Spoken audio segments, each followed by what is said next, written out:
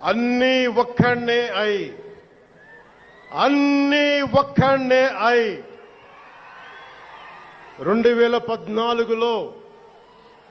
2014లో జనసేన పార్టీని స్థాపించాం.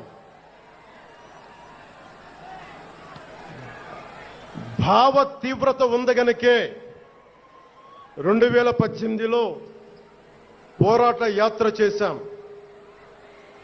ఓటమి భయం లేదు కాబట్టే 2019లో పోటీ చేశాం. ఓడినా అడుగు ముందుకే వేశాం.